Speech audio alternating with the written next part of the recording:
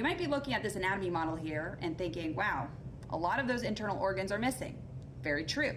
The reason I removed a bunch of the internal organs is so we could get a good visualization of this muscle here. What's the name of this muscle? This is the diaphragm. The diaphragm is essential to our pulmonary ventilation, our inspiration and our expiration. So let's talk about inspiration first, breathing in. When we take a big breath in, what's going to happen is the diaphragm is going to contract. And when the diaphragm contracts, it is going to flatten. And when the diaphragm flattens, it's going to push down on the abdominal cavity and make the thoracic cavity volume greater. At the same time, when we breathe in, our external intercostal muscles are also going to pull up on the rib cage, both of which are going to make that thoracic cage volume greater. Now, why is that important? Well, when the thoracic cage volume increases, that means there's going to be more space for the lungs to expand.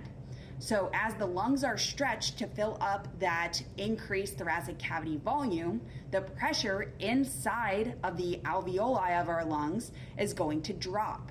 That means the intrapulmonary pressure, again, the pressure inside of the alveoli of our lungs, so inside the lungs, is going to drop. It's going to drop below atmospheric pressure.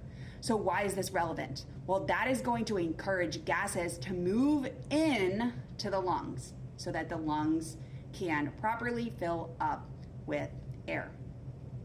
Once we are initiating the expiration process, it's going to be more of a passive process because it's going to involve relaxation of the diaphragm. When the diaphragm relaxes, the diaphragm is going to dome back up into its natural shape, and that's going to decrease the volume of the thoracic cavity.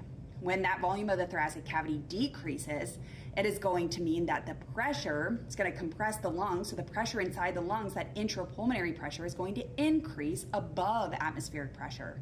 So what's going to happen from there? Well, when the intrapulmonary pressure is above atmospheric pressure, it's going to encourage air to leave, hence expiration. So that is why this muscle, the diaphragm, is so important in understanding the mechanics of breathing.